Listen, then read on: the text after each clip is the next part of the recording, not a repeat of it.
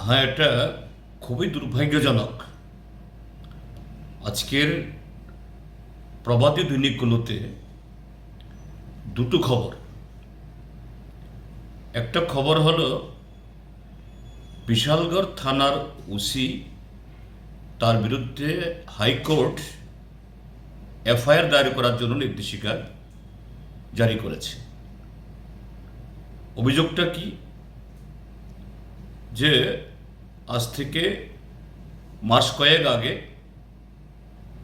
সোনামুড়া থেকে একজন ব্যক্তি তার পরিবারের চিকিৎসার জন্য নগদ টাকা নেই, সাথে বাড়ি থেকে স্ত্রী বা মেয়ের গয়নাগুলি নিয়ে এসে আগরতলা বিক্রি করে চিকিৎসার খরচ যোগাবেন। আর সেই পরিবারকে তার গাড়ি আটকে তল্লাশির নামে এই স্বর্ণগুলো বিশালগড় থানার ওসির নেতৃত্বে, সেখানে আরও যারা কর্তব্যরত পুলিশ, তারা এটাকে চুরি করেছে এবং রোগী সহ সেই পরিবারকে বহুক্ষণ এভাবে আটকে রেখে তাদেরকে হয়রানি করেছে। পুলিশের দায়িত্ব যেখানে মানুষের নিরাপত্তা বিধান করা, সাহায্য করা, সেখানে উল্টো যে তার এরকম একটা অবস্থাতে কিভাবে তাকে দহন করা, এটা করেছে। আরেকটা ঘটনা হলো কাঞ্চনপুর থানার ওসির বিরুদ্ধে একজন মহিলা, তিনি অভিযোগ করেছেন জেলা এসপির কাছে।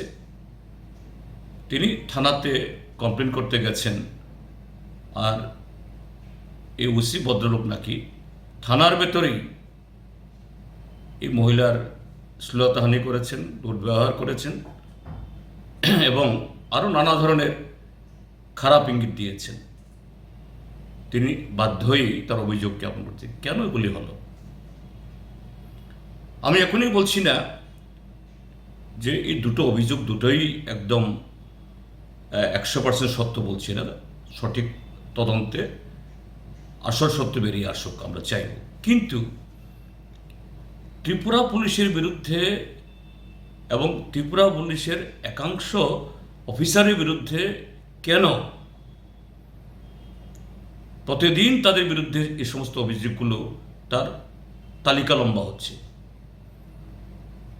এদিকে পুলিশের মহানির্দেশক, তার অস্বাভাবিক মৃত্যু, তার তদন্তের কি হচ্ছে এ সম্পর্কে সম্পূর্ণ নীরব।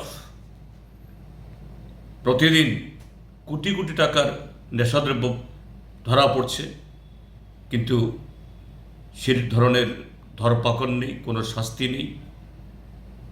তার সাথে যাবতীয় অপরাধ দিনকে দিন এটা পাহাড় প্রমাণ বেড়েই চলছে। কোথায় যাচ্ছে? রাজ্যবাসীর সাথে একজন রাজ্যের নাগরিক হিসাবে আমাদের সকলের উদ্বেগ, কেন এই অবস্থা? আর আমাদের রাজ্যের মাননীয় মুখ্যমন্ত্রী প্রতিদিন বলে চলেছেন জিরো টলারেন্স, কাউকে ছাড়া হবে না, আইন আইনের পথে চলবে। তা আইনের পথে চলতে পারছে কি? চলছে কি? বরঞ্চ গোটা বাহিনী আজকে প্রায় কলঙ্কের একটা খাদের ভিতরে ঢুকে যাচ্ছে। এটা মোটেই আমাদের রাজ্যের জন্য বা দেশের জন্য একটা শুভ লক্ষণ না। হ্যাঁ, ত্রিপুরা রাজ্যের পুলিশ বাহিনীর প্রতি আমাদের সম্পূর্ণ আস্থা চলে গেছে, কথা বলবো না। কতিপয় অফিসার, তাদের মধ্যে কয়েকজন এসপিও আছেন, সংখ্যায় অল্প, কিন্তু বেশিরভাগ অফিসার, বেশিরভাগ অধস্তন কর্মী, এরা খারাপ না। এই পুলিশই তো রাষ্ট্রপতি কালার্স অর্জন করেছিলেন। এই পুলিশই তো টিএনবি, এনএলএফটি, টাইগার ফোর্স দমন করে ত্রিপুরাজ্যে শান্তি স্থাপন করেছে। এই পুলিশের প্রতি আমরা চিরকৃতজ্ঞ থাকব। কিন্তু আজকে যে এই পুলিশের বিরুদ্ধে কালো দাগ লাগছে কেন, আমি অনুরোধ করব ত্রিপুরাজ্যের সমস্ত একেবারে উপর থেকে নিচু তলা অব্দি পুলিশ অফিসারদেরকে এই শাসক দলের